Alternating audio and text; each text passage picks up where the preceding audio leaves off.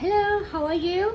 Today I could like to invite you to practice English with me, and today I will pick the transcript from my favorite channel in the podcast. It named Listening Time, and you can find it on it.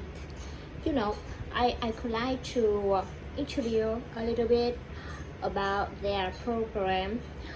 He talked about a lot of topics regarding his life and about US, and he also a native speaker, and he English is really well, and the way he use English, we can easy to understand, and we also can got his mind, and we also can apply it on the work or the daily life as well.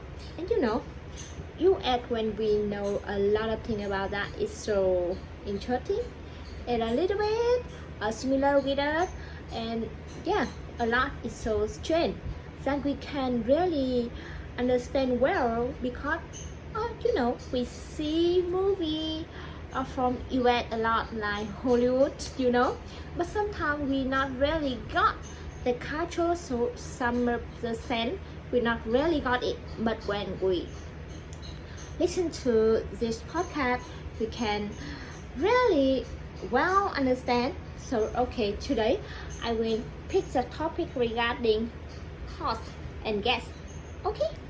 And I will not read all the transcription of this episode. I will skip some not very important regarding kind of sponsor or introduction their podcast or something like that. Let's get started. And today we are going to talk about guests and hosts. I think it will be interesting for you because I'm going to talk particular about guests and hosts in the context of the US. How guests and hosts are expected to act and behave here in the US. So this will be a cultural lesson, I think. And I know that some of you living in the US, so it actually might be a useful topic for you. Just in case you are invited to someone's house and maybe you host someone at your house. So I want to talk about that also because we just had a guest over at our house. We hosted them, so the topic is on my mind, and that's what I'm going to talk about today. I'm sure you will find it interesting. And as always, please remember that you can I will skip it. And you can also check out my I will skip it. Let's talk about guests and hosts in the US. So we just hosted people at our house. We had them over for dinner. It's great. It's the first time we have done that in our new house. We moved recently, and so this was the first time that we hosted people at our new house, and I think that we are going to do it regularly. We like hosting. We are looking forward to inviting people over to our house and making them dinner.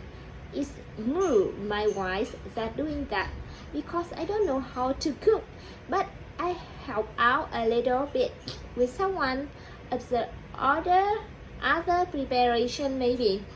And this is something that we enjoy doing, and it's something that we kind of have to learn how to do because we haven't really hosted people formally at our house. I think we might have done it a couple times at our apartment in Mexico, a couple different apartments that we will live in there, but we don't have a ton of experience doing it in the US, so we are kind of learning still. So I want to talk about something different things that are important to consider when it comes to hosting people at your house in the US. And when it comes to go to people's house when they host you in the US. So first, let's talk about the invitation.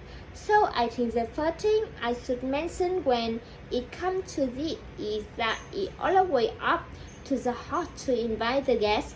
Also, almost as well as always, we don't want to invite ourselves over to people's house. In the US, it is not seen as polite or courteous. We don't expect other people to invite themselves over to our house, except sometimes family members. You know, there are some exceptions sometimes, but usually the invitation should come from the host. And when you're guests in the US, you should never bring another people that wasn't invited, okay? I know in other cultures it is normal, but in the US it is not respectful. It's not considered respectful here.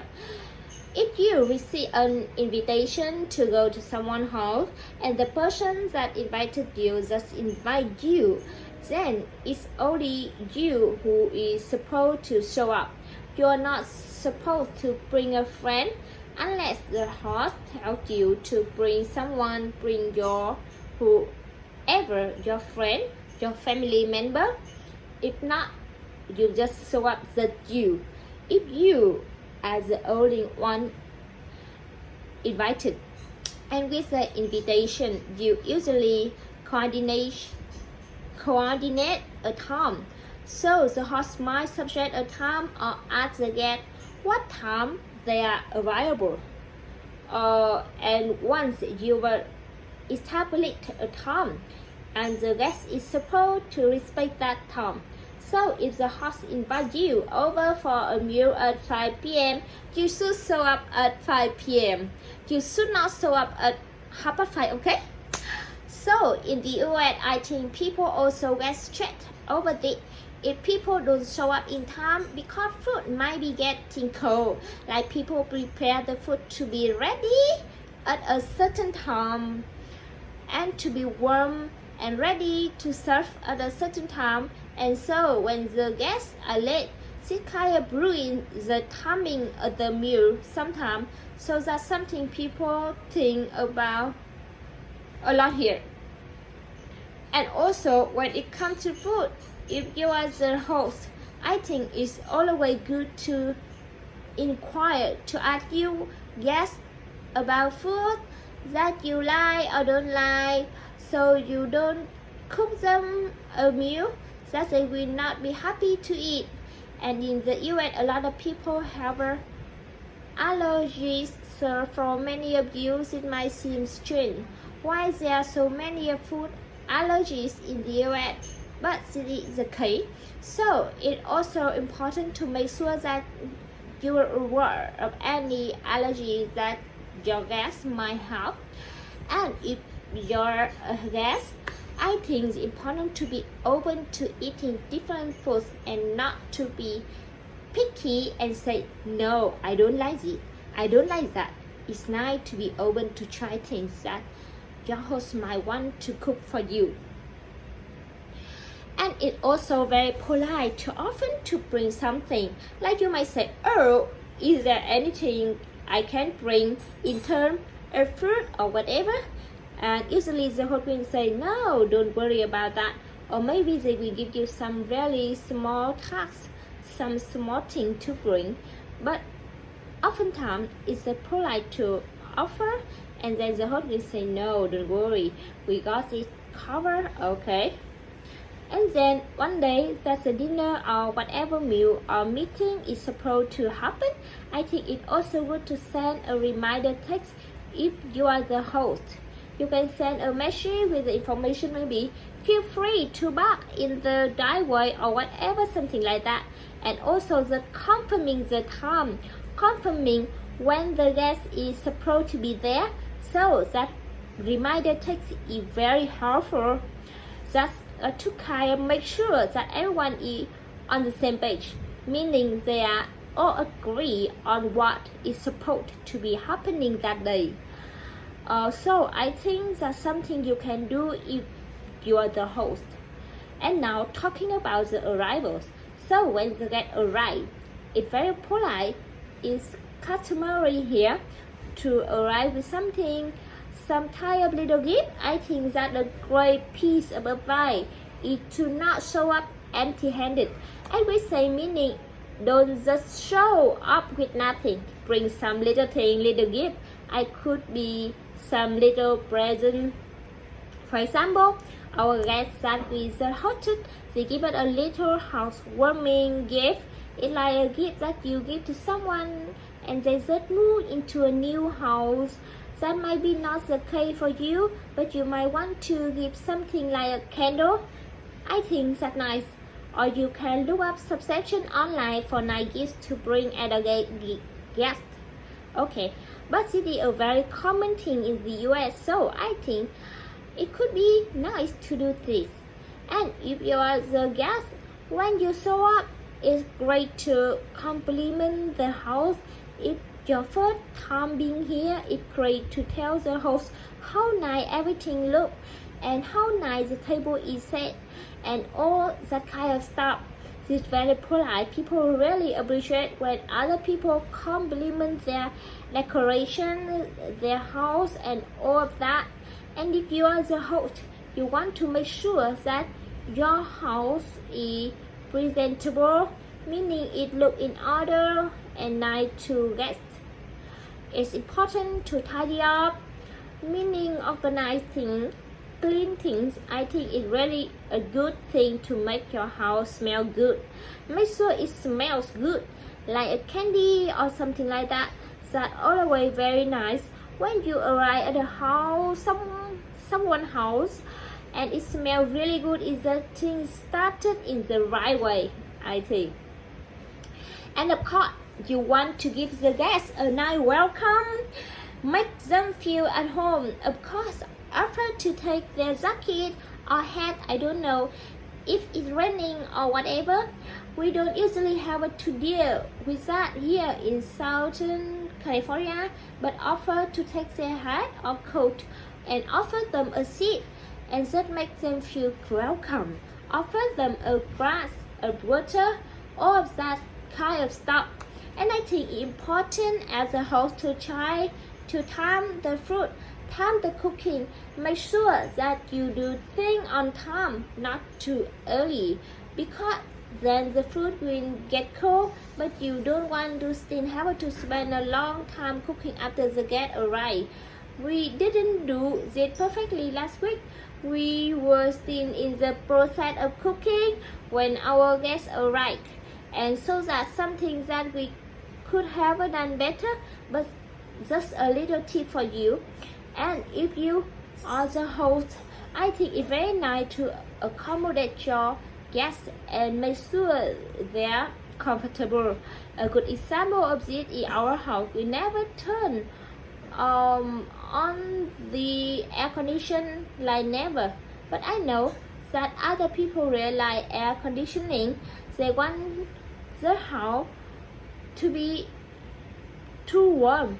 That's what they're used to. So for example, I offered to turn the AC, the air conditioning, when our guests were over because it was a hot day. So even though I myself couldn't run the air conditioning, if it was just me there at my house, I accommodate my guests, and I know that they like air conditioning, so I turn it on for them. And if you're the guest, I think important to try to be easy, please. Meaning, try to be easy, guys. Don't make your heart work really hard to accommodate you. Try to be flexible and not too demanding. I think that's a good advice. And a lot of the meal. So if you are the host, after that have already eaten something of the meal, I think it's very polite to offer more of the dish that you were serving.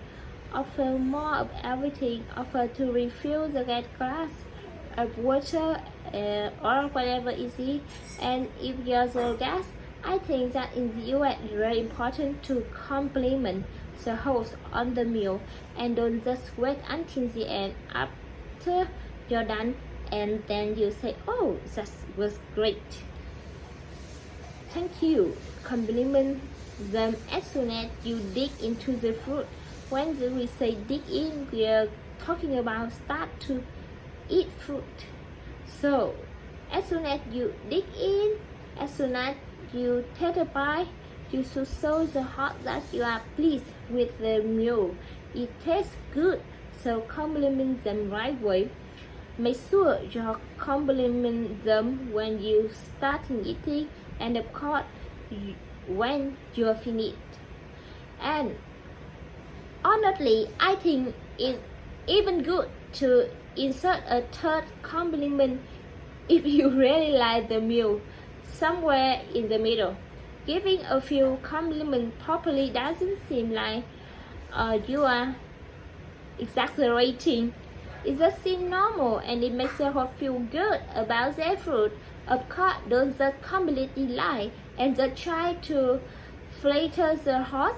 As we say, like you are giving excessive compliments that are not sincere. Like, don't go overboard with it, but just give genuine compliments and thank them for the meal, of course.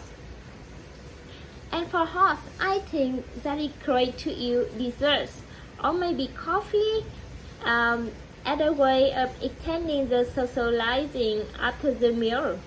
So it's great if you can offer a dessert, or you can offer coffee or both to the host. And maybe you can even do this in another room like the living room, where it's more comfortable. And if you do this, then guests kind of feel like they're welcome to stay longer, like you are inviting them into another room. They are getting comfortable. You are serving them dessert and coffee. It's a nice gesture, as we say, a nice thing to do. And it really keeps the socializing going a little longer. It's so that you don't want to get to leave right away after dinner, right? Because that's usually not very fun, and they just come over, eat and leave.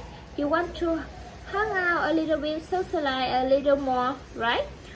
One good idea when it comes to extending the socializing is to use game or activity. I know it may be not very normal for you, but trust me, board games are super fun, especially if they are really easy to learn. When we hosted people last week at our house, our friend brought game over, and we had a ton of fun playing one of the games after the meal. And so it was a great way to continue socializing and spending time together.